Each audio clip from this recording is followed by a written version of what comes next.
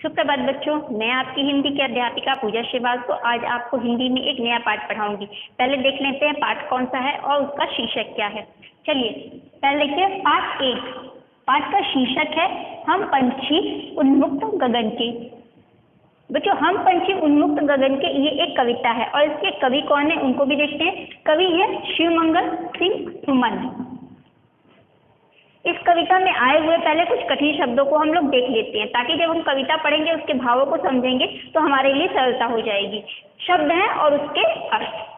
पंछी यानी कि पक्षी, उन्मुक्त यानी आजाद या स्वतंत्र, गगन आसमान, पिंजरबद्ध पिंजरे में बंद, कनक स्वर्ण सोने की, कटुक यानी कड़वी, निबौरी नीम के वृक्ष का फल, स्वर्ण श्रृंखला सोने की सलाखों से निर्मित पिंजरा, सीमा हद। आगे देखते हैं अरमान यानी कि इच्छा, नीड़ घोंसला, होड़ा होड़ी एक दूसरे से आगे बढ़ने की चाह, या फिर अगर एक शब्दों में कहें तो प्रतिस्पर्धा। ठीक है बच्चों, अभी हमने इस कविता का कठिन शब्द अर्थ देखा। अब हम इसकी कविता को पढ़ते हैं। चलिए। हम पंछी उन्मुक्त गगन के, पिंजरबद्ध न गा पाएंगे, कनक तीलियों से टकराकर पुलकित पंख टूट जाएंगे। हम बहता जल पीने वाले मर जाएंगे भूखे प्यासे। कहीं भली है कटुक निबौरी, कनक कटोरी की मैदा से। स्वर्ण श्रृंखला के बंधन में अपनी गति उड़ान सब भूले, बस सपनों में देख रहे हैं तरु की कुंगी पर के झूले। ऐसे थे अरमान की उड़ते नीले नभ की सीमा पानी, लाल किरण सी चोंच खोल चुगते तारक अनार के दाने। होती सीमाहीन क्षितिज से इन पंखों की होड़ा होड़ी, या तो क्षितिज मिलन बन जाता या तंती सांसों की डोरी। नींद न दो चाहे कहने का, आश्रय छिन्न भिन्न कर डालो, लेकिन पंख दिए हैं तो आकुल उड़ान में विघ्न न डालो। बच्चों, अभी हम लोगों ने कविता को पढ़ा, अब हम इसके भावार्थ को समझते हैं। जैसे कि इस कविता के शीर्षक में ये दिया है कि हम पंछी उन्मुक्त गगन के, यानी पंछी पक्षी। उन्मुक्त माने आजाद या होता है स्वतंत्र, गगन माने आकाश। तो यहाँ पे बता रहे हैं कि पंछी जो आकाश में स्वतंत्र रूप से घूमते हैं उनके बारे में ये कविता कही गई है। चलिए देखते हैं आगे, इसके भावों को समझते हैं। हम पंछी उन्मुक्त गगन के, पिंजरबद्ध न गा पाएंगे। कह रहे हैं कि हम पंछी यानी कि हम जो पक्षी हैं वो उन्मुक्त गगन में स्वतंत्र आकाश में उड़ने वाले हैं। हम स्वतंत्र घूमते हैं आकाश में, यहाँ से वहाँ हम भ्रमण करते हैं। पिंजरबद्ध यानी कि पिंजरे में बंद होकर के न गा पाएंगे, हम पिंजरे में बंद होकर के नहीं गा पाएंगे। जो पक्षी स्वतंत्र आकाश में उड़ते हैं उनको अगर हम पिंजरे में बंद कर दें तो कैसा प्रतीत होगा, कैसा व्यक्त होगा? वो अपनी स्वतंत्रता उनसे छीन ली जाएगी।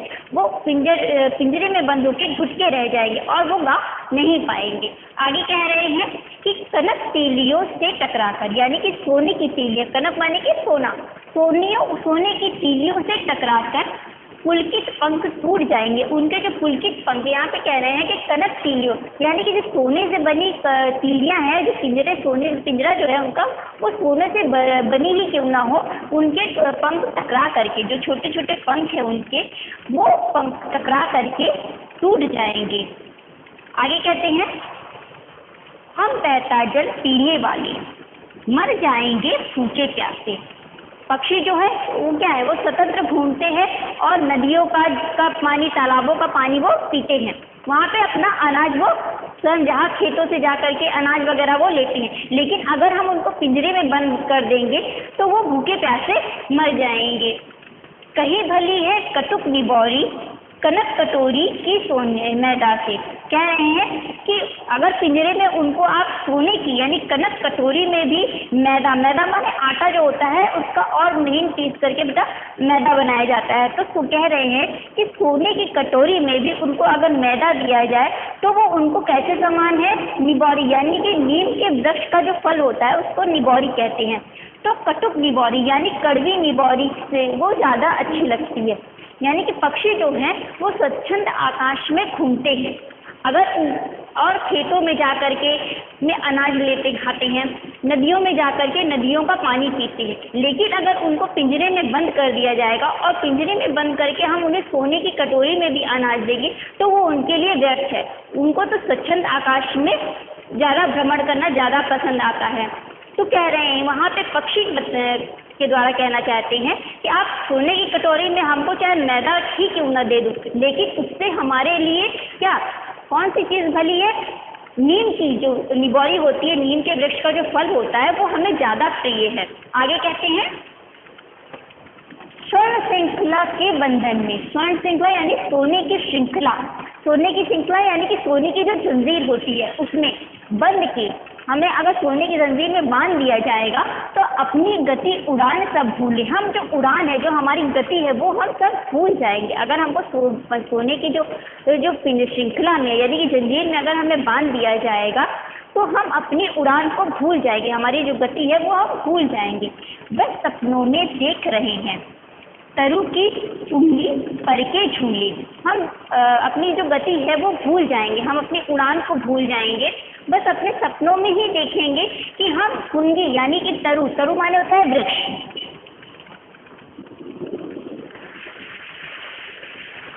यानी कि हम सपनों में ही देखते रहेंगे। तरु की फुनगी, तरु माने होता है वृक्ष और फुनगी माने जो तरु की सबसे ऊंची टहनी होती है उसके झूले, उस पे कभी जो पक्षी होते हैं वो अपनी टहनियों पे जाकर के झूलते हैं, वहाँ पे भ्रमण करते हैं, वहाँ पे घूमते हैं। तो वो सारी चीजें वो सपनों में ही देखते रह जाएंगे। ये आगे कहते हैं ऐसे थे अरमान की उड़ते नीले नभ की सीमा पानी। अब कह रहे हैं कि हमारे जो अरमान थे, हमारी जो इच्छा थी, अरमान यानी कि इच्छा, हमारी इच्छा थी कि हम स्वतंत्र आकाश में घूमते फिरते, नीले नभ में यानी कि नीला जो आकाश है उसमें घूमते और सीमा पानी यानी कि एक सीमा से दूसरे सीमा तक हम घूमते ही रहते थे। लेकिन वो सारे क्या हो गए, अब वो केवल सपनों में ही हो गए क्योंकि हमको पिंजरे में बंद कर दिया गया है। अब हम उस स्वतंत्रता से नहीं घूम सकते, उस स्वतंत्रता से हम आकाश में नहीं उड़ सकते हैं। लाल किरण सी चोंच खोल चुभते तारक अनार के दाने, कह रहे हैं जो हमारी लाल सूरज की किरणों की तरह जो हमारी चोंच है वो चुभते तारक के दाने, तारक यानी कि तारा यानी कि आकाश में जो छोटे छोटे हमें जो तारे होते हैं तो वो हमें यहाँ से भी बहुत छोटे छोटे दिखाई देते होते, तो पक्षियों को लगते हैं वो अनार के दाने की तरह वो उसको कल्पित रूप में देख रहे हैं। तो कह रहे हैं कि मैं अगर हम लोग स्वतंत्र होते और आकाश में फिरते तो हम उस छोटे छोटे तारक के दाने यानी कि जो तारा रूपी अनार के दाने हैं उसको चुभते। लेकिन ये सारी चीजें हमारी क्या हो गई है, अब केवल सपनों में ही आ गई है क्योंकि हमको पिंजरे में बंद कर दिया गया और हम आजाद नहीं उड़ पा रहे हैं। आगे कहते हैं कि होती सीमा हीन क्षितिज से इन पंखों की होड़ा होड़ी। अब यहाँ तक कह रहे हैं पक्षी कि होती सीमाहीन क्षितिज से, क्षितिज सीमाहीन यानी कि जो सीमा से परे हो जाती है यानी कि हद सीमा, जहाँ पे कोई सीमा ही नहीं रह जाती। क्षितिज कहते हैं जहाँ पे दिन और शाम का समय जो मिलन होता है उसका, ऐसा कोई है वो तो नहीं है, लेकिन यहाँ पे देखते हैं कि जहाँ पे संध्या के सूरज डूब रहा हो और चांद निकल रहा हो यानी कि शाम का समय जो उभर रहा हो, ऐसी जगह पे मिलन का हम वहाँ पे आकाश में उड़ते फिरते। इन पंखों की होड़ा होड़ी, हम पंखों से आकाश में उड़ते, होड़ा होड़ी यानी कि प्रतिस्पर्धा करते, यानी कि हम आकाश में उड़ते और हमारे पंखों से हमारी होड़ा होड़ी यानी प्रतिस्पर्धा होती। अब आगे कह रहे हैं या तो क्षितिज मिलन बन जाता या तनती तासों की डोरी। अब आगे कहते हैं एक पक्षी उसी कि या तो हम क्षितिज से यानी कि आकाश से जहाँ पे दिन और रात का मिलन होता है वहाँ पर हम या तो मिलन होता हमारा हम उनसे मिलते, स्वच्छंद वहाँ पे आज़ाद घूमते, या तो हमारी तंती सांसों की डोरी, या तो हमारी सांसों की डोरी जो है वो टूट जाती, यानी कि हम मर जाते। ठीक, आकाश पक्षियों में, आकाश में घूमने वाले अगर हमको उनको पिंजरे में हम बंद कर देंगे तो क्या होगा, उनका स्वच्छंद वो आकाश में आज़ाद तो घूम नहीं पाएंगे। तो कह रहे हैं कि अगर या तो हम आकाश में घूमते फिरते, या तो हम अपने सांसों की डोरी छोड़ देते, यानी कि हम मर जाते। अब आगे कह रहे हैं नीड़ न दो, कह रहे हैं कि नीड़ न दो, यानी नीड़ माने कि घोंसला, हमको घोंसला मत दो, चाहे टहनी का आश्रय छिन्न भिन्न कर डालो। अब यहाँ पे कह रहे हैं कि हमको चाहे तो तुम नीड़ मत दो, घोंसला मत दो, हमारी टहनियों को भी तुम छिन्न भिन्न कर डालो, हमारा आश्रय जो है वो हमसे तुम चाहे तो छीन लो। लेकिन अब यहाँ पे लेकिन पंख दिए हैं, तो अगर भगवान ने हमें, ईश्वर ने हमें, हमारी प्रकृति जो है, हमारी जो इच्छा, हमें जो पंख दिए हैं, पंख भगवान ने उनको क्यों दिए हैं? मनुष्य को तो उन्होंने पंख दिए नहीं है, उन्होंने किसको दिए हैं पंख? पक्षियों को, क्योंकि वो पक्षियों की प्रवृत्ति होती है उनकी कि वो आकाश में स्वच्छंद उड़ सके। लेकिन अगर उनको पिंजरे में बंद कर दिया जाएगा तो वो उड़ नहीं सकते। तो वही तो ये तो हुआ ना कि हमने उनकी गति को रोक दिया है, उनकी इच्छाओं को हमने बांध दिया है। तो यहाँ पे वो कह रहे हैं कि या तो आप हमारी जो आश्रय है, हमारा जो टहनियों का हमारा घोंसला है, जो हम टहनियों पे अपना घोंसला बनाते हैं, वो हमारा आश्रय आप चाहे तो हमसे छीन लीजिए। लेकिन हमें जो भगवान ने, हमें जो ईश्वर ने पंख दिए हैं, अपन उससे जो हम उड़ान भरते, आकुल माने बेचैन, तो यहाँ पे बेचैन उड़ान में विघ्न मत डालिए, यानी कि उसको मत रोकिए, हमको पिंजरे में बंद मत कीजिए। आप खुद कल्पना कीजिए बच्चों कि अगर हम लोग जो स्वच्छंद होकर के अपने कार्यों को करते हैं, अगर वो हमें न करने दिया जाए और हमें बंद कर दिया जाए, हमारे हाथों को, हमारे पैरों को अगर बांध दिया जाए, हमें खेलने न दिया जाए, तो हमें कैसा प्रतीत होगा।